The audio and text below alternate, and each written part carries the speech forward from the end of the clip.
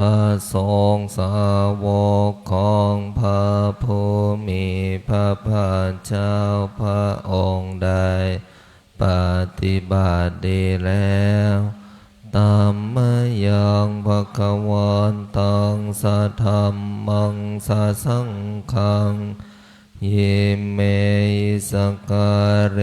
หิยตาระหังอาหิอภิปูชยามาข้าพระเจ้าทั้งหลายขอบูชาอย่างยิ่งซึ่งพระผู้มีพระภาคเจ้าพระองค์นั้นพร้อมทั้งและพระสงฆ์ด้วยสักการะทั้งหลายที่จัดน้อมถวายเหล่านี้สาธุโนพันเทภควาสุจิปรินิพุตโตปิปัจฉิมาชนตานุกรรมบัมมานัสสาอิเมสการเรนทุกตาปนาบันติคานาโตอัมมะกังดิคารตังอิตาขายามข้าแต่พระผู้มีพระภาคเจ้าผู้เจริญขอพระผู้มีพระภาคเจ้าแม้เสด็จดับขันธปรินิพพานนานแล้วได้โปรดทรงระไว้ซึ่งสักการะทั้งหลายเหล่านี้อันเป็นบรรณาการแห่งคนยากของข้าพระองค์ทั้งหลายด้วยน้ำพระทัยเอ็นดูหมู่ชนผู้เกิดในภายหลังเพื่อประโยชน์เพื่อความสุขแก่ข้าพระองค์ทั้งหลายตลอดกาลนานเทินอะระหังสัมมาสัมพุทโธภควาพระผู้มีพระภาคเจ้าเป็นพระอรหันต์ดับเพลิงกิเลสเพลิงทุกชิ้นเชิง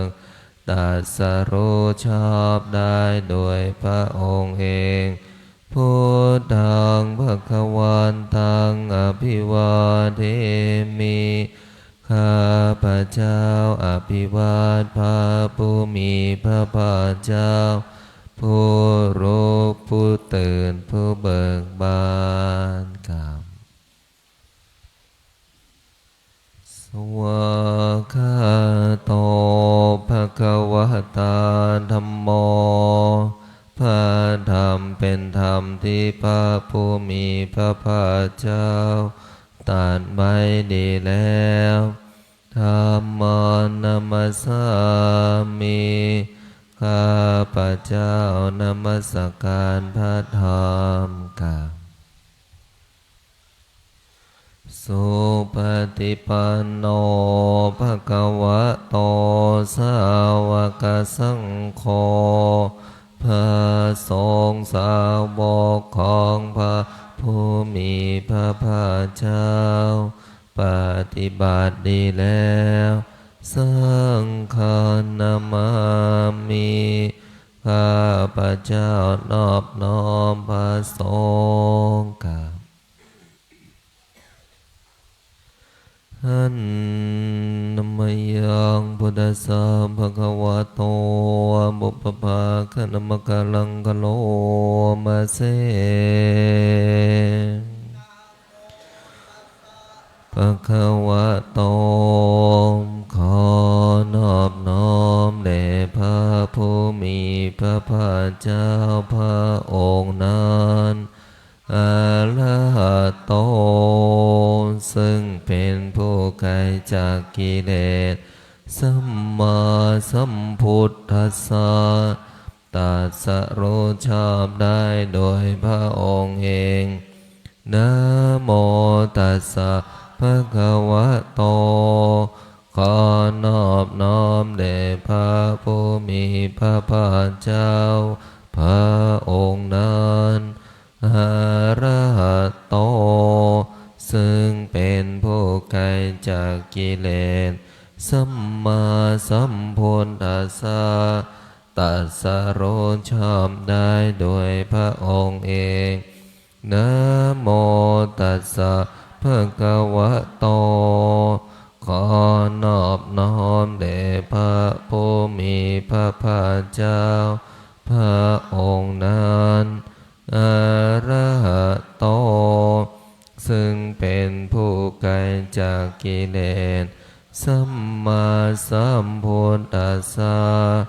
ตรัสรู้ชอบได้โดยพระองค์เองอันธรรม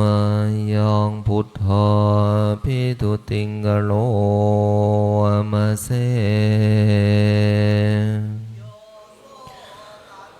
กโตภะตถาคตเจ้านั้นพระองค์ใดอรหังเป็นผู้ไกลจากกิเลสสัมมาสัมพุทโธเป็นผู้ตรัสรู้ชอบได้โดยพระองค์เองวิชาจรณะสัมปันโนเป็นผู้ถึงพร้อมโดยวิชาและจรณะสุขโตเป็นผู้ไปแล้วด้วยดีโลกวิโทเป็นผู้รู้รองอย่างแจ่มแจ้งอนุตตรปุริสธรรมสารถิฝึกบุรุษที่สมควรฝึกได้อย่างไม่มีใครยิ่งกว่าสันทเทวมนุสสานังเป็นครูผู้สอนของเทวดาและมนุษย์พุทโธเป็นผู้รู้ผู้ตื่นผู้เบิกบานด้วยธรรมภควาเป็นผู้มีความจำเริญจำแนกธรรมสั่งสอนศาสตร์โยอิมังโรกังสเทวกังสมารกังสพัมมกังสสมณพัมมณิงปัจจังสเทวมนนอภิญญาสาจิกตวะปเวเทสีพระผู้มีพระภาคเจ้าพระองค์ใดได้ทรงทำความดับทุกข์ให้แจ้งโดยพระปัญญาอันยิ่งเองแล้วทรงสอนโลกนี้พร้อมทั้งเทวดามารพรหมและหมูสัตว์พร้อมทั้งสมณพราหมณ์พร้อมทั้งเทวดาและมนุษย์ให้รู้ตามโยธรรมังเทเสสีพระผู้มีพระภาคเจ้าพระองค์ใดทรงแสดงธรรมแล้วที่กันนยะนังไพเราะในเบื้องต้นเมื่อเจกันนยะนังไพเราะในธรรมกาปริโยสานกัลยะนังไพเราะในที่สุดสันทานสัพยัญชนะเกวรปริปุณังปริสุทธังมกาเสสีทรงประกาศพรหมจรรย์คือแบบแห่งการปฏิบัติอันประเสริฐบริสุทธิ์บริบูรณ์สิ้นเชิง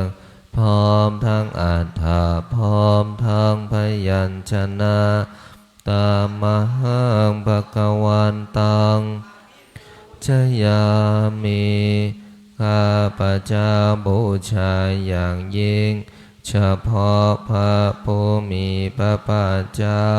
พระองค์นั้น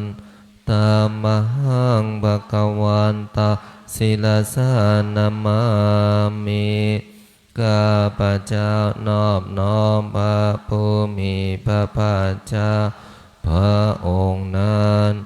ด้วยเสียงก้าวกราบหันธรรมยังธรรมภิทุติงกโรอามาเสข้าโตภะคะวะตาธัมโมภะ สิ่งที่พระผู้มีพระภาคเจ้าได้ตรัสไว้ดีแล้วสันทิฏฐิโกเป็นสิ่งที่ผู้ศึกษาและปฏิบัติพึงเห็นได้ด้วยตนเองอาการิโกเป็นสิ่งที่ปฏิบัติได้และให้ผลได้ไม่จำกัดการเอหิปัสสิโกเป็นสิ่งที่ควรกล่าวกับผู้อื่นว่าท่านจงมาดูเถิดโอปัญญิโกเป็นสิ่งที่ควรน้อมเข้ามาใส่ตัวปัจจตังเวทิตาโพวินโยหิเป็นสิ่งที่ผู้รู้ก็รู้ได้เฉพาะตนตามหังธัมมังอภิปูชยามิข้าพระเจ้าบูชาอย่างยิ่งเฉพาะพระธรรมนั้นตามหังธัมมังศิลสานามามิข้าพระเจ้านอบน้อมพระธรรมนั้นโดยเสียงก้าวกล่าวหันธัมมายังสังฆาภิทุติงกโลมาเสปานโนภะคะวะโตสาวกสังโฆสงฆ์สาวกของพระผู้มีพระภาคเจ้าหมู่ใดปฏิบัติดีแล้วโอนชูปฏิปันโนภะคะวะโตสาวกสังโฆสงฆ์สาวกของพระผู้มีพระภาคเจ้าหมู่ใดปฏิบัติตรงแล้วยายาปฏิปันโนภะคะวะโตสาวกสังโฆสงฆ์สาวกของพระผู้มีพระภาคเจ้าหมู่ใดปฏิบัติเพื่อรู้ธรรมเป็นเครื่องออกจากทุกข์แล้วสา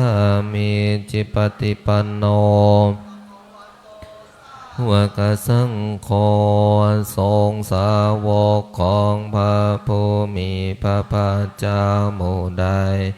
ปฏิบัติสมควรแล้วญาติทาง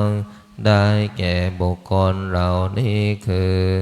จัตตาริปุริสายุคานิอัฏฐปุริสาคู่แห่งบุรุษสี่คู่นับเรียงตัวบุรุษได้8บุรุษเอสาภะคะวะโตสาวกสังโฆนั่นแหละสงฆ์สาวกของพระผู้มีหุนายโยเป็นผู้ควรแก่สักนำมาบูชาพระหุนายโยเป็นผู้ควรแก่สักการะที่เขาจัดไว้ต้อนรับทักขินายโยเป็นผู้ควรรับทาสินาทานอัญชริกรณิโยเป็นผู้ที่บุคคลทั่วไปควรทำอัญชริอนุตตรังปุญญาเขตัง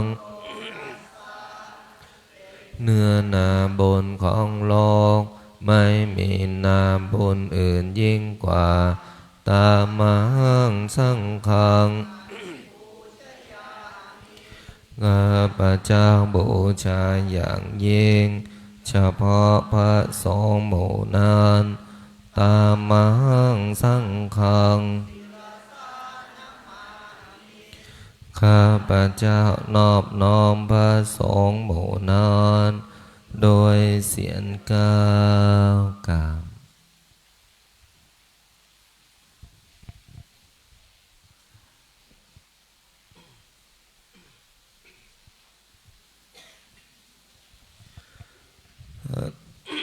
หันธรรมยังรัตนัตยปนักมคาทายโยเชวาสังเวคาปริกิตนาปะทันจาปนามาเส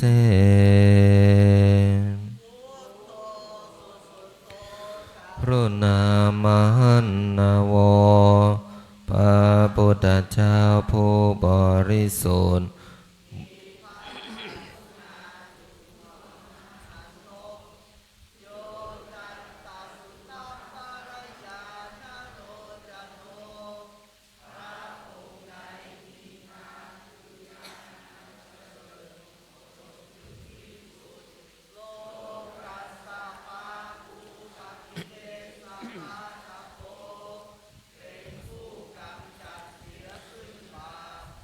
และอุปกิเลสของโลกวันธามิพุทธังอามาตะเรนตังข้าพระเจ้าไหว้พระพุทธเจ้าพระองค์นั้นโดยใจเคารพเอื้อเฟื้อวิยตาสัตตุโนภาธรรม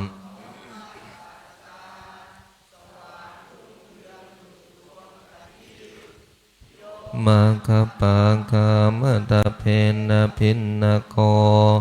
จำแนกประเภทคือมรรคผลนิพพานส่วนใดโลกุตตรโยจัตตาปฏิปันโนซึ่งเป็นโลกุตระและส่วนใดที่ชี้แนวโลกุตระนั้นวันธามิธรรมังข้าพระเจ้าไหว้พระธรรมนั้นโดยใจเคารพเอื้อเฟื้อสังโฆสุเขตาพยติเขตพระสงฆ์เป็นนาบุญอันยิ่งใหญ่กว่านาบุญอันดีทั้งหลายโยทิตัสสันโตสุขตานุภพ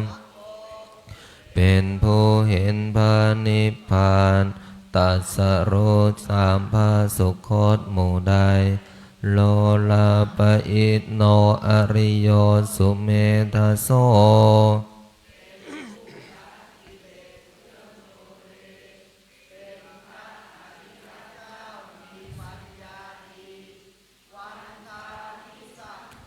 อะหะมาทะเรนตังข้าพระเจ้าไหว้พระสงฆ์หมู่นั้นด้วยใจเคารพเอื้อเฟื้ออิเจวะเมกันตวิภูชเนยกังวัตถุตยังวันดยตาภิสังขตังปุญญังมยายังมะมะสาปุปัตตวามาโหตุเวตัสสะปะภาวะสิทธิยาบุญใดที่ข้าพเจ้าผู้ไหว้อยู่ซึ่งวัตถุสามคือพระรัตนตรัยอันควรบูชายิ่งโดยส่วนเดียวได้กระทำแล้วเป็นอย่างยิ่งเช่นนี้ขออุปัฏฐวะทั้งหลายจงอย่ามีแก่ข้าพระเจ้าเลยด้วยอำนาจแห่งความสำเร็จอันเกิดจากบุญนั้นอิทาตถาคโตโลเกอุปันโนพระตถาคตเจ้าบังเกิดขึ้นแล้วในโลกนี้อาระหังสัมมาสัมพุทโธเป็นผู้ไกลจากกิเลสตรัสรู้ชอบได้โดยพระองค์เองธัมโมจะเทสิโตนิยานิโกและพระธรรมที่ทรงแสดงเป็นธรรมเครื่องออกจากทุกข์อุปัสสมิโกปรินิพพานิโกเป็นเครื่องสงบกิเลสเป็นไปเพื่อปรินิพพานสัมโพธคามิสุขตัปปเวทิโตเป็นไปเพื่อความรู้พร้อมเป็นธรรมที่พระสุคตประกาศมายันตังธรรมังสุตวาเอวังชาณามะพวกเราเมื่อได้ฟังธรรมนั้นแล้วจึงได้รู้อย่างนี้ว่าชาติปิทุกขาแม้ความเกิดก็เป็นทุกข์ชาราปิทุกขาแม้ความแก่ก็เป็นทุกข์ มารานัมปิทุกขัง แม้ความตายก็เป็นทุกข์โสกปริเทวทุกขโทมนัส สุปายาย าสาปิทุกขาแม้ความโศกความร่ำไรรำพัน ความไม่สบายกาย ความไม่สบายใจ ความคับแค้นใจก็เป็นทุกข์อาปิเยอิสัมปโยทุกโข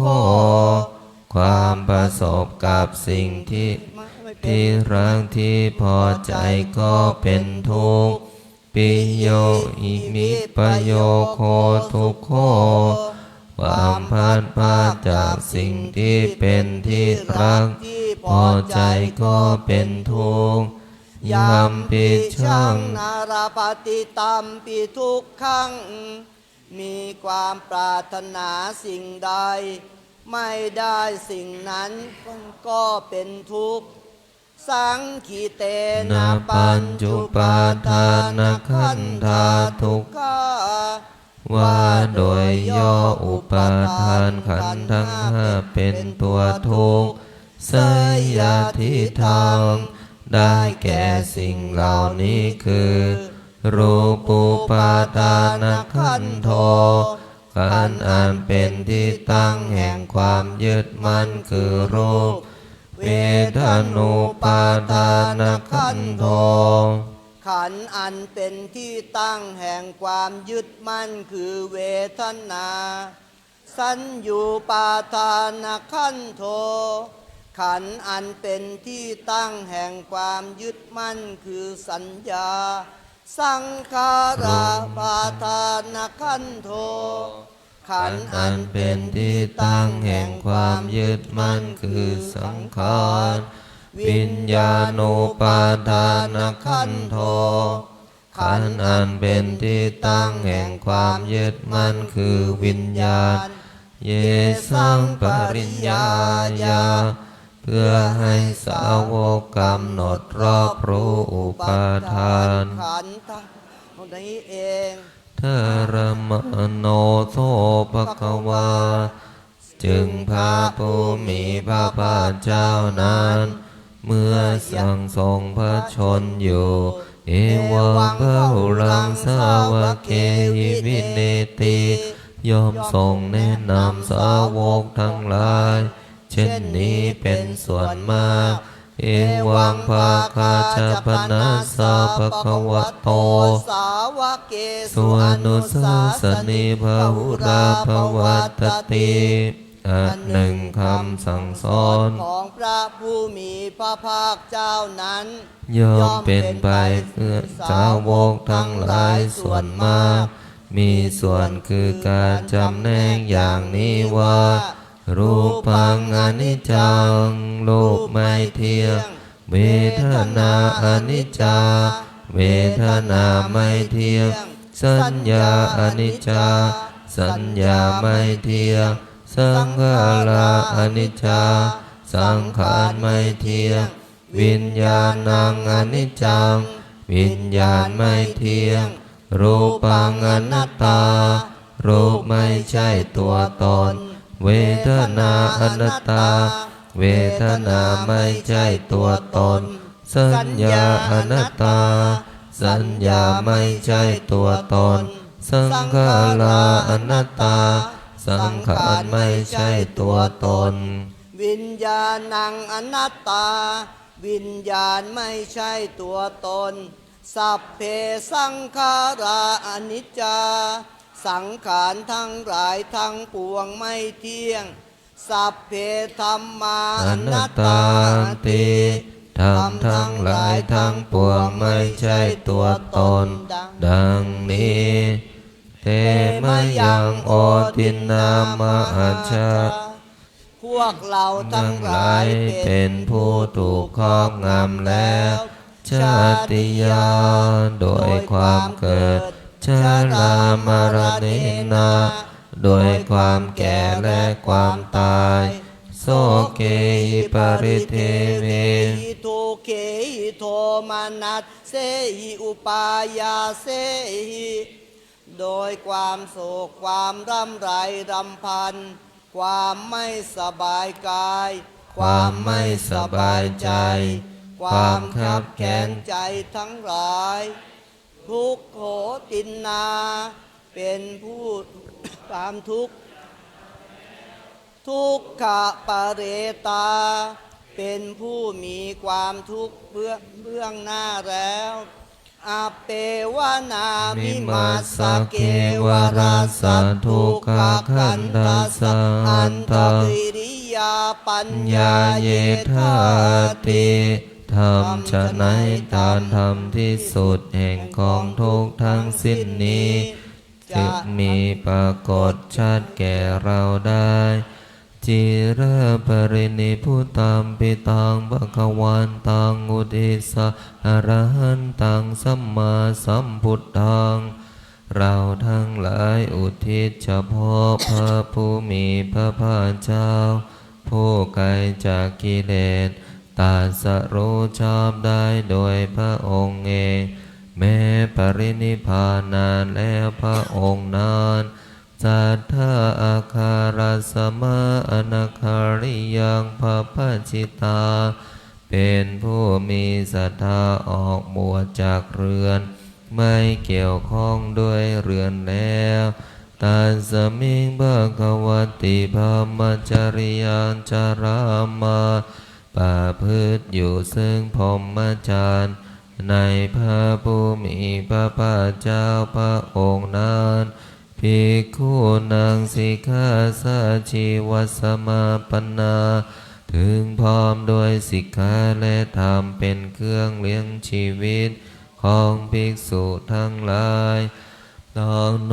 ภมจริยังอิมาสเกวรัสสะทุกขขันธัสสะอันตกิริยายาสังวัตโตขอให้พรหมจรรย์ของเราทั้งหลายนั้นจงเป็นไปเพื่อการทำที่สุดแห่งกองทุกข์ทั้งสิ้นนี้เถิดจิระปรินิพุตตัมปิตังภคะวันตังสารนังคตาเราทั้งหลายพูดถึงแล้วซึ่งพระผู้มีพระภาคเจ้าพระองค์นั้นแม้ปรินิพพานนานแล้วเป็นสารณะธรรมมันจะสังคัญจะถึงพระธรรมด้วยถึงพระสงฆ์ด้วยตัสสะภะคะวะโตสาสนังยถาสติยถาภรังมานาสิกะโรมะอนุปฏิปัชฌามะจากธรรมในใจอยู่ปฏิบัติตามอยู่ซึ่งคำสั่งสอนของพระผู้มีพระภาคเจ้านั้นตามสติกำลังสาสาโนปฏิปติขอให้ความปฏิบัตินั้นของเราทั้งหลายอิมาสเกวรัสสะตุกะกันทัสสะอันตกิริยายะสังวัตตุจงเป็นไปเพื่อการทำที่สุดแห่งกองทุกข์ทั้งสิ้นนี้เถิดเปิดหนังสือเป็นหน้าที่18หน้า18นะโมตัสสะภะคะวะโตอะระหะโตสัมมาสัมพุทธัสสะนะโมตัสสะภะคะวะโตอะระหะโตสัมมานะโมตัสสะภะคะวะโตอะระหะโตสัมมาทัสสะอิติปิโสภะคะวะอะระหังสัมมาสัมพุทโธนะสัมปันโนสุขโตโลกวิทูอนุตตโรปุริสัทธรรมสารถิสานังพุทโธภควติสวากขาโตภควตธัมโมโกอาการิโกเอหิปัสสิโก ยิโกปัจจตังเวทิตาโพวินโยหิติสุปฏิปันโนกาสังโฆอุชุปฏิปันโนภะคะวะโตสาวกสังโฆโตสาวกสังโฆจิปฏิปันวกสังโฆนิทังจัตตาริปุริส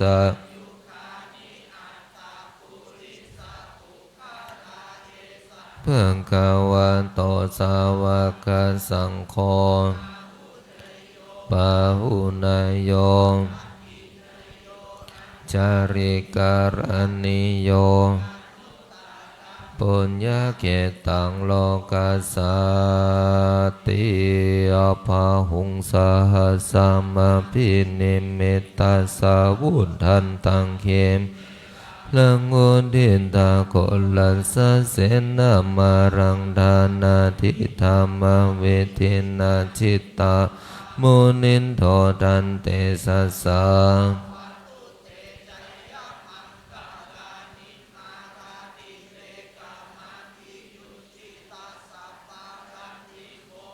ปานาลวะกามะ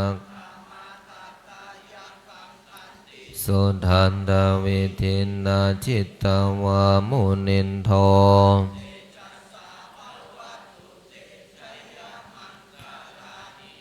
ลากิลิงคาจาวารังอติมัตตภูตังทาวากิจักขมัสสนิวา กเวทินาจิตตวาสัสสะภาวะตุเตชัยยะมังคลานิตะขะขะมติหัตถสุทารุนันตัง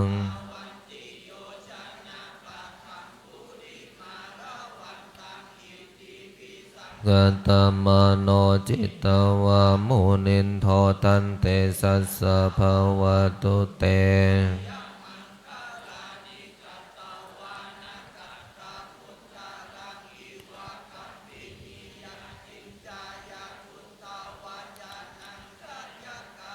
มัจเจสันเตนะโสมาวิทินาจิตตวามุนินโทตันเตสัสสะภาวะ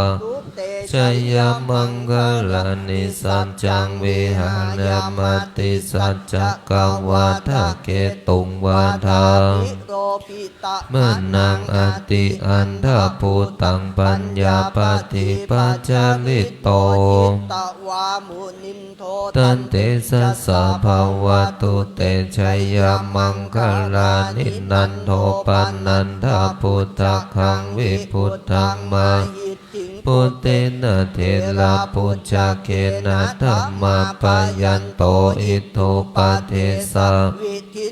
จิตตวามุนินโทตันเตสัสสะภาวะตุเตชัยยมังกาหติติพุจจเกนะสุตันทาหัตถังพัมมังวิสุทธิจุติมินทิภกาภิธานังญาณากะเตนะวิทินนาจิตตวามุนินโทตันเตสัสสะภาวะตุเตชัยยมังคลานิเอตาปิพุทธาชัยมังคาราอัตตะกาตาโยวาจะโนทินนะทินเนสารเตมาตันทิหิตวานันเนกาวิวิธานิจุปัฏฐวานิโมขังสุขังอธิกามยนะโรสัมปันโยมหากลุนิโกนาโทหิตายาสัพพปานินามปุเรตปะละมิสัมภปัตโตสัมโพธิมุตตมังเอเตนะสัจจวัชเชนะโหตุเตชัยยมังคลังชัยยันโตโพธิยามโมเรสักกายานานันติวันตโนเอวังตะวังวิชัยโยโห หิชัยยสุชัยยามังคะเรอัปปาราจิตตบัลลังก์เกสีเสปัทวิโปกาเรอภิเสเกสัพพพุทธานังอัปกัปปัตโต โตปะโมทติสุนัขตังสุมังคารังสุปปะตังสุหุติตังสุขาโนสุมุตหุตโตจาสุจิตตังพรหมจารีสุปาทาคีนังกายกัมมังวาจากัมมังปาทาคีนังปาทาคีนังมโนกัมมังปานิทิเตปาทาคีนาปาทาคีนานิกัตตวานารพันตเตปาทาคีเนภวตุสัพพมังการังรากันตุสัพพเทวตาสัพพพุทธานุภาเวนะสัทธาโสติปวันตุเตภวตุสัพพมังคลังละขันตุสัมปเทวตาสัพพธรรมานุภาเวนะสัทธาโสติภวันตุเตภวตุสัพพมังคลังละขันตุสัมปเทวตาสัพพสังฆานุภาเวนะสัทธาโสติภวันตุเตทำสมาธินะให้พวกเราท่านทั้งหลายได้ปิดหนังสือ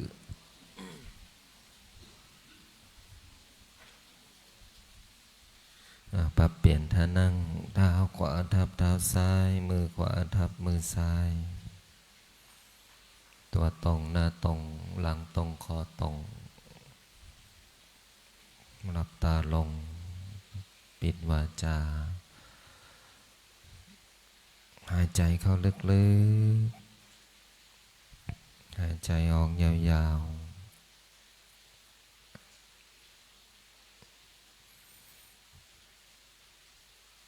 หายใจเข้าลึกๆหายใจออกยาวๆ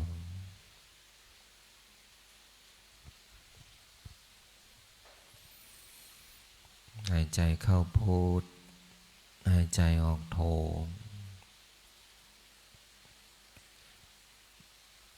วางจิตให้สบายไม่เพ่งไม่เก่งไม่ส่งจิตไปที่หนึ่งที่ใดตัดความกังวลกวายใจตัดความวิตกกังวลตัดความวุ่นวายใจ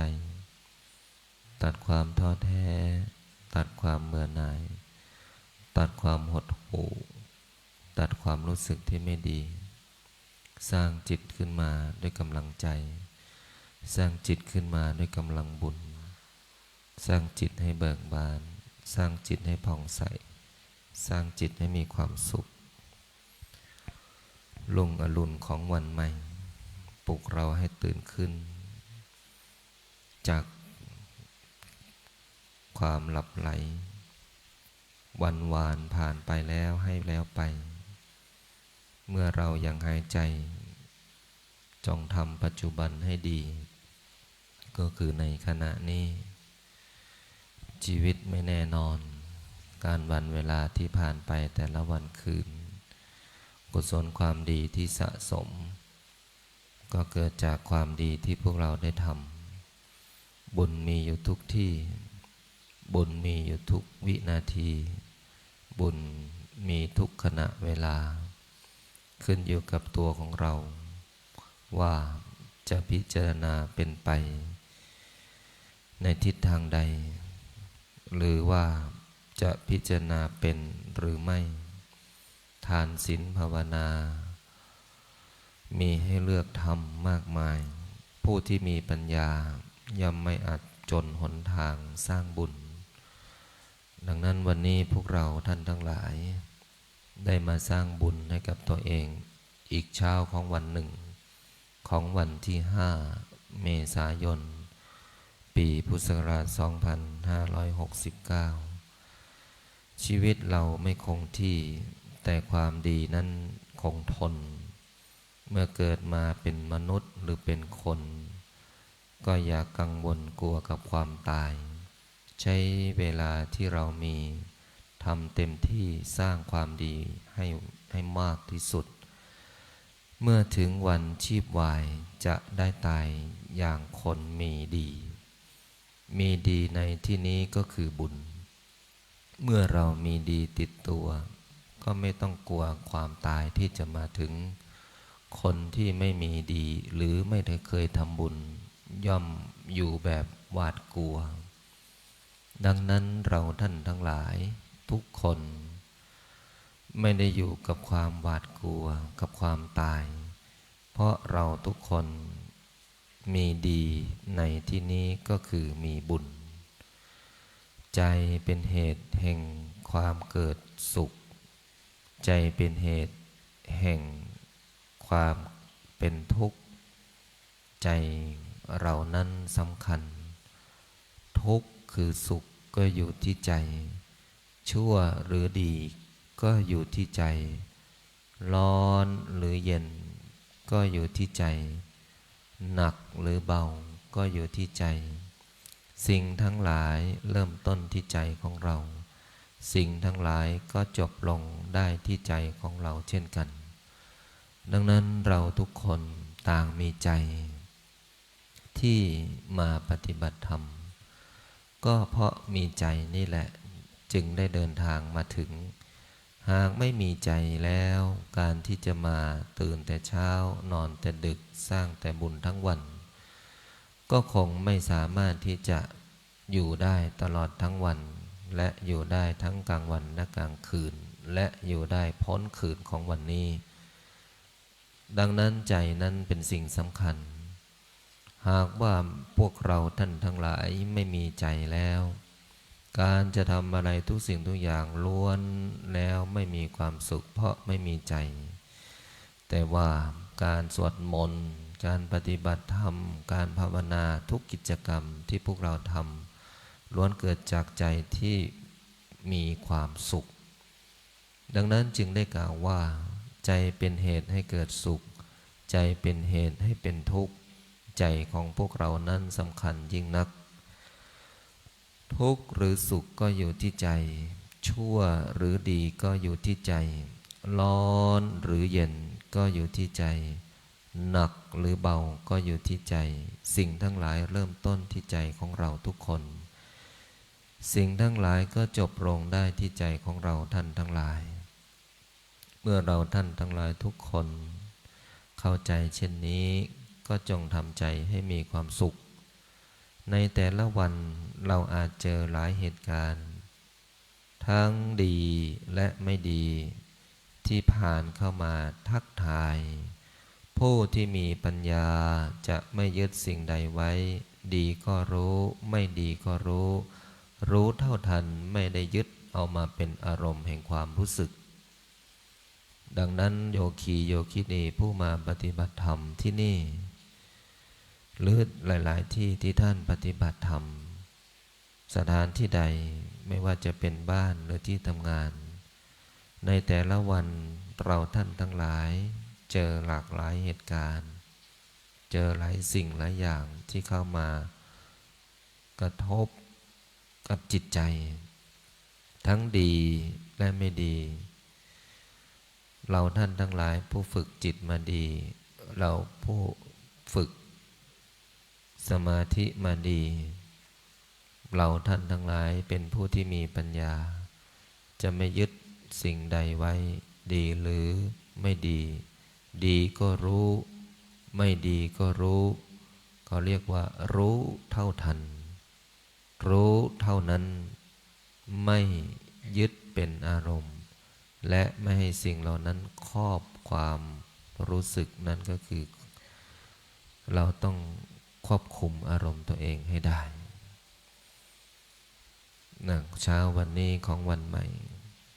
ขอให้พวกเรามีความสุขกับการปฏิบัติธรรม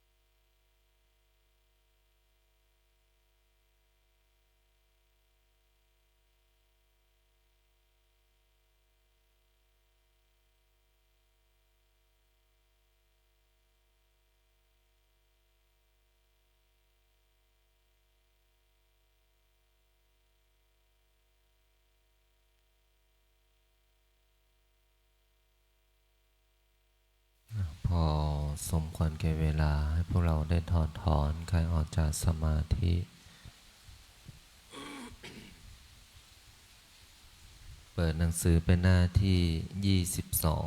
22หน้า22หันนมยังปฏิทานาคาทายโยพนามาเสสันติวิหารวาสินีเทวดาทั้งหลายเหล่าใด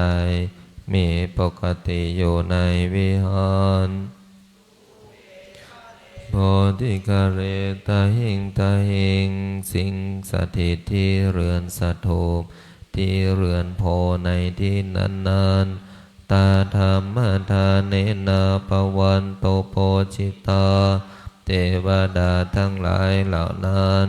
เป็นผู้อันเราบูชาแล้วด้วยธรรมทานโสทิงกาโลนเตทาวิหารมันดาเรขอจงทำความสวัสดีและความเจริญในมณฑลวิอานีเทราชมาชานมกาจะภิกขโมพระภิกษุที่เป็นพระเถระก็ดีที่เป็นปานกลางก็ดีที่บวชใหม่ก็ดีสารามิกาทานปฏิอุปาสกาอุบาสกอุบาสิกาทั้งหลายที่เป็นฐานะบดีก็ดีที่เป็นอารามิกชนก็ดีกามาจะเทสานิกามาจะอิสราที่เป็นชาวบ้านก็ดีที่เป็นชาวต่างประเทศก็ดีที่เป็นชาวนิคมก็ดีที่เป็นผู้นำก็ดีสัพพนาโพตาสุขิตาภวันตุเตก็ชนทั้งหลายเหล่านั้นจงเป็นผู้มีความสุขเถิดชาราผู้ชายเยปิจะอันดาสัมภวาสัตว์ทั้งหลายเหล่านั้น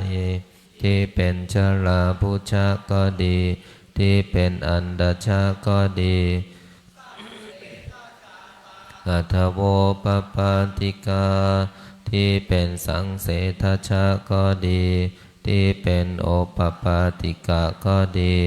นิยานิกังธรรมวรังปฏิจจเตสัพเพปิโทคันสากะลนโตสังขยังสัตว์ทั้งหลายเหล่านั้นทั้งปวงได้อาศัยธรรมอันนำสัตว์ออกจากสังสารทุกข์จงกระทำความทุกข์ให้สิ้นไปเถิดทาตุจิรังสตังธัมโมธัมมัตตารัง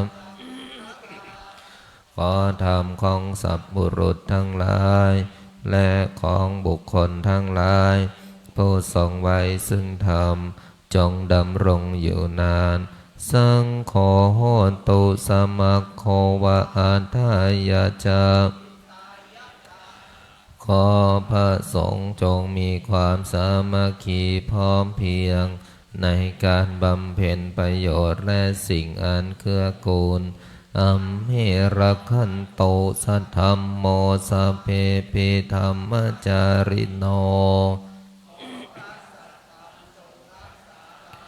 และรักษาผู้ปฏิบัติธรรมทั้งหลายปวงพุทธิงสัมปาปุณายามาธัมเมอริยมขอเราทั้งหลายพึงถึงความงอกงามในพระธรรมที่พระอริยเจ้าประกาศปัสสนาโหโตสัพเพปิพุทธศาสเนขอสัตว์ทั้งหลายทั้งปวงจงเป็นผู้เลื่อมใสในพระพุทธศาสนาสัมมาตะลังปะเวชันโตขอฝนจงตกเพิ่มอุทกาทานตกต้องตามฤดูกาลวุฒิภาวายาสตานังสามิทังเนตุเมทะเนงขอฝนจงนำความชุ่มฉ่ำมาสู่พื้นปัทภีเพื่อความเจริญแก่สัตว์ทั้งหลาย มาตาปิตาจะอัตตราชังนิจังลาคันติพุทธกังมารดาบิดาย่อมถนอมรักษาบุตรน้อยผู้เกิดแต่ตนเป็นนิจฉันใดเฮวังธรรมเมนะราชาโนปชังลาคันตุสัพพทาขอพระราชาทั้งหลายจงรักษาประชาราษฎร์โดยธรรมในการทุกเมื่อฉันนั้นด้วยเถิด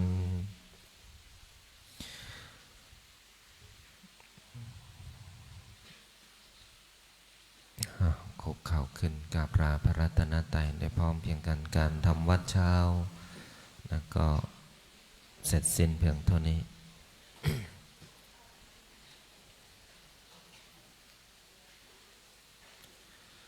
อรหังสัมมาสัมพุทโธภควาพุทธังภควันตังอภิวาเทมิพุทโธเมนาโถพระพุทธเจ้าเป็นที่พึ่งของข้าพเจ้าสวากขาโตภควตาธัมโมธัมมานามัสสามิธัมโมเมนาโถพระธรรมเป็นที่พึ่งของข้าพเจ้าสุปฏิปันโนภควโตสาวกสังโฆสังฆนามามิสังโฆเมนาโถพระสงฆ์เป็นที่พึ่งของข้าพเจ้า